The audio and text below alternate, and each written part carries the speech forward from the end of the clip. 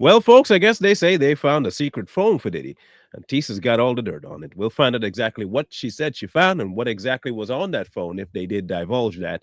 And secondarily, what does it mean for his case? So we're going to listen in and see what Miss Tails got to tell us. Oh my God, you guys, come and sit down and shut the door. Diddy just blew up his own case. If you don't believe what I'm talking about, there was a June 9th filing by the government. There is a secret phone. This secret phone has damning evidence that could do Diddy in. On top of this might be why court is ending early, and it started late today. You guys, again, baby, the fates are not on Diddy's side. If you guys don't know what I'm talking about, there was a secret phone found. Diddy found the phone, and Diddy was the one through his own messages that said what the phone did, how bad it was. It indicts KK, and now they're trying to say it's privileged information. Y'all, let's get into this because you can't make it up. Now, if that's the case, and they are, mind, suppose they do get it as past as privileged information. That could be a non sequitur if they decide that, okay, it's a secret phone, but it doesn't part of the case because it wasn't found then. But of course, if they filed beforehand and it does enter as part of evidence, he could definitely be federally, uh, you know, the word. We'll find out here soon enough. But if it is what she's saying it is, man alive. Okay, here's my biggest question: why you got a phone like that? I'm going to take a sidebar real quick. I've always watched movies, right? And even in the real life, why do criminals always seem to have some sort of a tell all, either a book, a file? You would think after a while you start thinking, you know what? Maybe I shouldn't put all my secrets in tangible folders so people can find. Like, it never made sense to me, and I still don't know why people do it. I guess fail safe. I don't even know, man. Why you have a phone like that, Diddy? Why? Okay, so where do we start? Okay, let's just give this a quick rundown for anybody that is doubting. Okay, this is the hidden phone, and this is breaking news that changes everything. And it was exposed inside a June 9th filing. It was just filed 2 days ago. This, I believe, is why the court has been ending early and coming in early. Let's get into this, all right? Maybe Diddy didn't delete it. He found it. And he texted KK about it. Maybe I'm not catching it right, but I hope she clarifies later. Did he found a secret phone, or did the feds find a secret phone? I'm kind of in the limbo with that because I'm trying to keep track of it. Because if Diddy found a phone, then there was no way that anybody else could get a hold of it. If it was mine, I'd definitely not turn it over to anybody. So maybe she means, maybe I'm misspeaking. She means that the feds probably found the phone, not Diddy. I'm thinking that's what she's meaning because there's no way that Diddy would have the phone and turn it over to authorities. So that one I'll chalk up to probably a misspeak. And now the government has it. And the June 9th filing drops a bombshell, a secret device, a voice note, and a panic emoji to KK. And the prosecutors are saying this proves obstruction. Listen, not KK, Tenny Garagos has been in court for the last 3 days reading us emojis. Well, baby, we got some emojis. The prosecution got some emojis for your ASS. And this is from your own client, okay? Now, here's the background on device 2. That's what they're talking about. It's message discovery. To be exact, June 23rd, June 2023, a text and voice note quotes.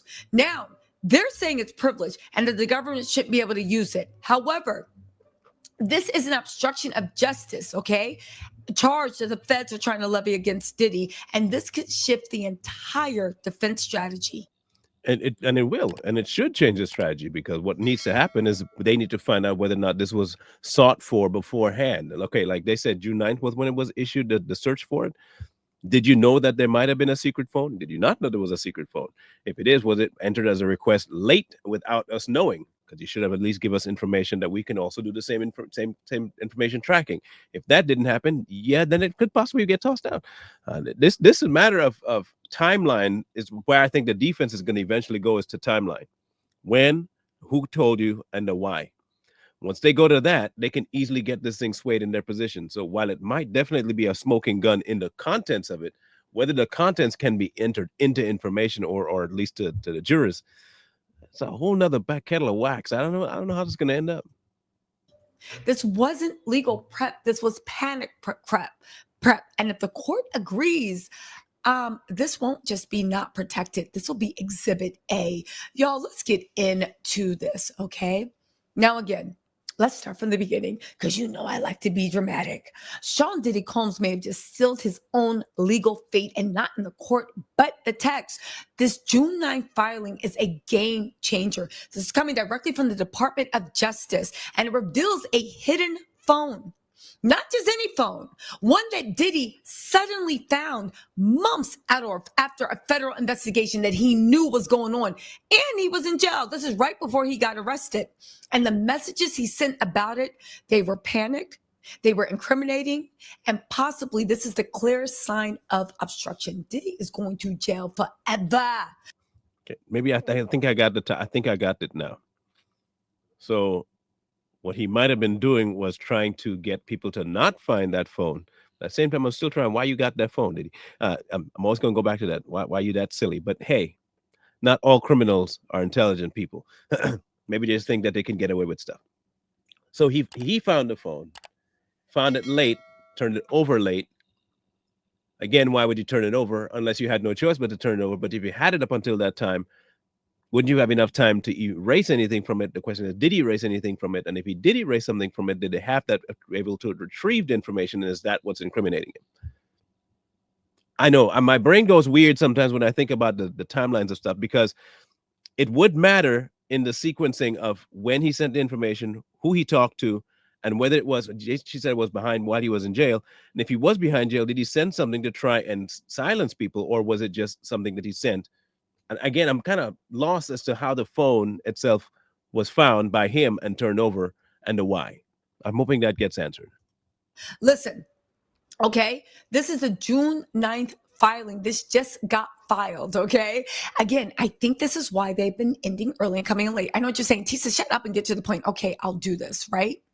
Now, the purpose of this memo was to reject Diddy's claim that his June 23rd messages, June 2023, messages, including a voice note and a photo of a secret phone, are protected under attorney-client privilege. The document centers on what prosecutors are calling June 23 messages. This came from device 2 and an iPhone 11 seized when Diddy was arrested in Miami in September 2024. Now, inside the phone, they found the digital smoking gun. Yo, call me back. This is what it said. Call me back. It's important. Good news, I think. This is literally the digital message he sent KK, okay? Diddy sent a text. That's when they found it.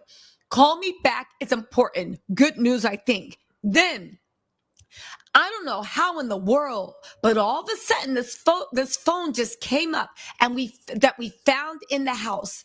There's just data-wise, it has to be a lot of shit on this phone.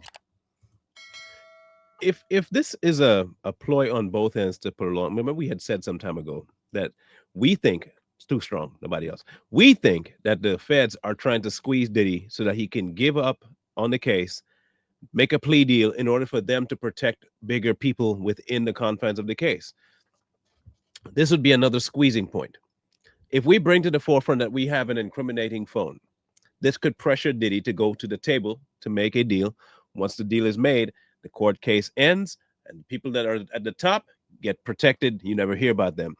If, however, Diddy decides, okay, fine, it's attorney privilege, client privilege, then we're going to extend it so that we have a longer court case. It's a chess game at this point, it feels like. Almost like if Diddy knows some things about the way this can play out and is trying to manipulate as much time as he can out of it. But time will tell. I didn't delete nothing. Mind you, the feds are actually reading this mess. I didn't delete nothing. Listen to what this idiot said. I don't know how in the world, but all of a sudden this phone, device 1, just came up, we found in the house. And it's from the time when me and female 1 went to the thing. So there's got to be so much stuff on the hard drive of this phone. You know what I'm saying? And I'm going to send you a picture of it so you can see and understand, like, this could be a big breakthrough, because just like we didn't have the phone and this phone is just sitting there, and there's just data wise has to be a lot of shit on this phone. I didn't delete nothing out of the phone. I'm going to send you a picture of it. But now it almost sounds like Diddy's happy they found the phone and that he's looking forward for them bringing the phone up. Unless I'm hearing wrong. But he says it could be a big break for him. But if it's a big break, then it's a positive, right? Maybe Diddy might know some stuff about it Now, hear me out. Could we be reading the finding of the phone the wrong way? Could we be hearing that what he's saying is that I'm glad you found the phone to prove that I didn't delete anything? Like all the stuff I've been saying and all the things I have said, it's on this phone too. And I couldn't have access to it. So obviously I couldn't tamper with that one. So I'm glad they found it. We'll see. Y'all. And then this was the voice note. And then he sent a picture of it to KK. Diddy is an idiot. We be thinking he is a Marvel superhero, villain, a super villain. He is an idiot. But get this, he then went on to say, yo, I need to speak to my lawyer. Send me Tenny's number. Yes, he then put prayer hand emojis behind it. He made prayer hands emojis into a federal filing. Y'all, now let's break this down, why this is legally devastating for Diddy. Please. This isn't just bad optics, aside from its idiocy.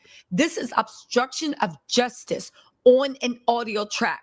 The phone was found months after the raid. So the raid people didn't find the phone unless they set his ass up. Now, see? She might have said it in jest. But like I said, if this was a setup from the beginning, I'm still unclear about the who's happy about what. Because based on what she read, it doesn't sound like Diddy's upset about it. At least maybe she missed a few words on it, but I didn't hear the fact that he was upset. It sounded like he needs to get a hold of his lawyer so they can definitely get on top of it so that they can prove that he didn't delete nothing. Again, I might be wrong, but I might be right. And if it is a setup, then they can look. If that's a setup, then they might have just actually won the case for Diddy. If his defense can prove that this was set up this way in order to make the case go a certain direction, then that would be wouldn't that be an interference? I would think that's tampering, but that's just me. Again, I'm the slow one. The FBI had already searched Diddy's homes, and the phone device one supposedly resurfaced in June 2024. Okay. Now, this is from 2023. However, he found the phone in 2024, just a few months before he got arrested. This implies knowledge that it existed and perhaps a decision not to turn it over to the feds. And that's withholding evidence, which is a clear textbook obstruction of justice.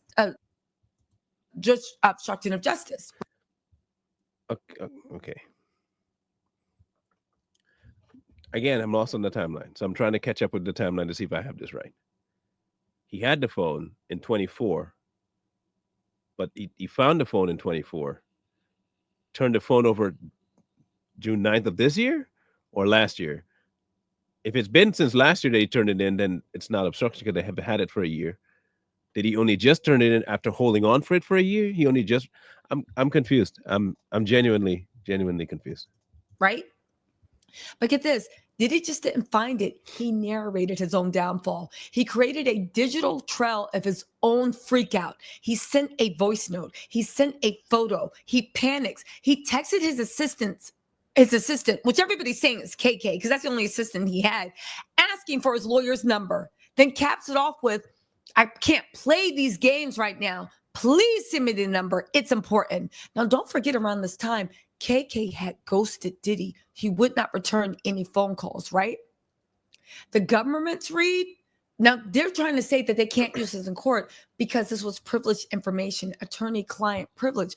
The only part is KK is Diddy's assistant, not anyone that works for Mark Garagos, Mark Agnafili, or anything like that. So again, the government's read is this wasn't legal strategy. This was a telephone operator energy. Staff one acted as a mere telephone operator, not asked to convey or receive legal advice. So the privilege argument seems to be dead on arrival. Diddy's legal team says this chain is protected by attorney-client privilege. But here's the thing, the DOJ was surgical. They said there is nothing collaborative about these statements, and the defendant merely said he needed to talk to his lawyers about something important. He did not say what that important thing was. He did not expressly link it to the discovery of device one. Exactly. That was my point. He didn't do that. Okay, they even cite actual cases, Mija, Koval, and Accurate, cases that narrowly define privilege. The bottom line is they're saying you don't get to hide evidence behind a lawyer's name, especially when you're just texting your assistant like she's your panic switch. Okay, now let's get into the obstruction angle. All right, this is very important. What makes this moment different from everything else in the case? This is new, specific, and actionable. It's not a story someone told. It's not a memory. It's Diddy's own voice acknowledging the existence of the device he didn't turn over during a criminal investigation. Okay, I'm looking at my notes and then scrambling to contain it. Okay. Now that was clarification, but that's not what we heard before. So if he had the phone, didn't turn it over, hid it somewhere, where did they find the phone? And is he now turning it over? If you hid the phone, hear me out. If you hid this phone, Diddy, how would the feds find the phone if it's been hidden by you? Or did you just turn it over now? And why would you turn it over now? Did you have it somewhere in order to turn it over later? If you did turn it over later, why turn it over now? It just seems so weird that this phone just popped up. You know what I mean? Like we've been saying for a while that this has been a squeeze on his business. They squeeze on his money, they squeeze on his family, they squeeze on him in order to get him to the table to make a deal. And if this indeed did happen where they knew about the phone and this is all orchestrated to get him to come to the table, and they're doing a good job of it. But again, don't put aside that the attorney-client privilege might not come into play. It could very well come into play, depending on what's on the phone. This is actual language of obstruction. You knew there was material evidence. You failed to produce it during a search. You tried to handle it outside of official channels, and you wanted to lawyer up, but only after creating a digital trail. You guys, this is bad for Diddy. This isn't just bad. This is literally like something of, again, it's biblical. You found the crime phone. You narrated it, you photographed it, you texted KK about it, and then you sent prayer emojis. Baby, you can't manufacture attorney-client privilege just because somebody is playing a game of operator, okay? And you can't get it by dragging your assistant who is trying to beat these co-conspirator charges. She was named as an unofficial co-conspirator, let's not forget. Yes, an unofficial co-conspirator, right?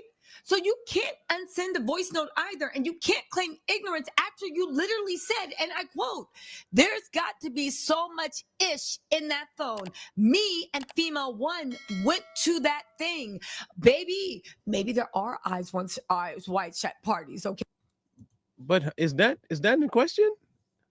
I want to know, are we questioning whether these parties happened? I'm pretty sure we know the parties happened.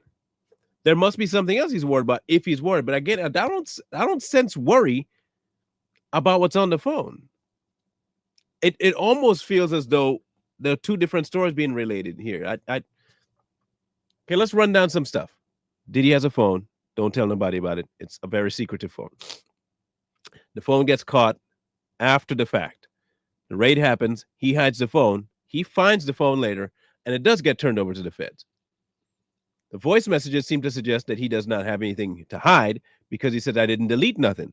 If he doesn't delete anything, then he has no worry about what's on the phone. Even if he sets up a trail of breadcrumbs with the voice messages back and forth, it doesn't negate the times that are on the phone. So he should know that that's not going to affect anything. So the question is, does he know what's on the phone? And if he does know what's on the phone, is he not worried about it? But if you do decide to put it on attorney-client privilege, then maybe there is something that he is worried about, or it could be a good legal standing because of the time that they found the phone. If they can prove that he intentionally kept the phone, that's one thing. But if they can't, it can't be obstruction. Okay. Okay. So what do we have it? The June 9th filing listen, to some people may not be dramatic on the surface. It's legal language, case law citations, and filtered messages. But What it represents is the collapse of privilege, the exposure of a digital breadcrumb trail, and the moment when prosecutors can now point and say, he knew it, he hid it, and here's the proof. The next move, the judge is going to have to rule whether this chain is admissible. Okay, and of course he's going to rule it's admissible. This is not just bad for Diddy, it's structurally ruinous to the defense because the feds didn't find this in the raid. They found it in Diddy's own words. You guys, listen. So he didn't turn it over? I'll leave that one for y'all to speculate because I can't keep track of it. I can't figure out whether he turned it in, they found it on his cell phone in his house, where they found it, how they found it. That hasn't been answered yet. This is some wild mess. Again, Diddy literally put, I don't know how in the world, but all of a sudden this phone just came up and we found it in the house just after the raid. And it's the time for when me and FEMA 1 went to the thing. So it's got to be so much stuff on the hard drive of the phone. You know what I'm saying? And I'm going to send you a picture of it so you can see and understand it. This could be a big breakthrough because we didn't have the phone and this phone is just sitting there. And there's just data-wise has to be a lot of shit on this phone. And then he starts begging, and I mean begging KK to give him Tinny Garagos' number. But don't forget, that, right? Don't forget that around this time, KK was ghosting Diddy and people were saying that KK was flipping. She eventually broke down and gave him Tinny Garagos' number. But like the government said, you never said you needed this for that. You never said this was privileged information. You literally found something and was begging them to give you your lawyer's number so you could figure out what to do with it. You guys. Okay, but if he didn't find, if they didn't find the phone and it was there just sitting there, then that's on the feds, not on Diddy. If he found it later after the raid, then that's on the feds. They didn't find it. And if it's just sitting there, then he does need to get a hold of them so it can be listed as client and attorney privilege. That might have been evidence they missed. So I don't know if it could be chalked up to Diddy hiding it, if it's just, like he said, just sitting there. If it was there while this raid happened and they really just missed finding it, that's not on Diddy anymore. And that could be a bigger issue than they think. Again, if I'm hearing correctly. This could actually be the smoking gun in the Diddy trial. And this explains why court has ended early, why there's been sidebars, I believe. And also, I think this explains very quickly why court started so late. Again, this was just filed on the 9th. You guys, stay tuned. You know we're following this case. I'm going to be on Spoutable. Friday, we can do questions and answers. Maybe we'll read legal documents. I'm going to go live tomorrow after court and go over all these legal documents. And I'm going to do a follow-up because there's a lot more going on. Yeah, there's a lot going on. Like I said, though, the tracking of this information seems a little bit hard for me to keep track of because I'm not sure when the phone, who found the phone, did he turn it over, did he not turn it over, did the raid pick it up, not pick it up, when it got it picked up, who had the phone in the interim, did he have the phone, if he had the phone, did he have it in jail, if he didn't have it in jail, who had it, who found it, who gave it to the cops. If the cops have had it since June 9th, then why is it only now coming up? If it's only now coming up because they've been looking through it, then they should already have the information. If, however, they're just holding on to it and they did set him up to make sure that nothing happens so he can come to the table for a deal, then they win also. We still believe that's their goal, to put things to a table, get things to a deal, try and save the people that they have to save, and so that only Diddy is the one that takes the fall. He might get a break, a small one, just to try to get those people out. But I think overall, it seems like until I get a clearer picture of it, it seems like it might be nothing. It might be actually in Diddy's favor as opposed to the prosecutor. But if I read it and heard it wrong, please let me know. Clarify it for me, please, if you don't mind. We're all about getting things right. We don't want to get it wrong. Let us know in the comment section. If you believe what they're saying is tangibly obvious, then please alert us. If I miss something in listening, please tell me again. And thirdly, do you think this is a smoking gun that'll put again to Diddy's case? Or could it possibly prolong it to the point where he ends up actually does getting a mistrial? Look forward to hearing your comments on this one. Catch you later.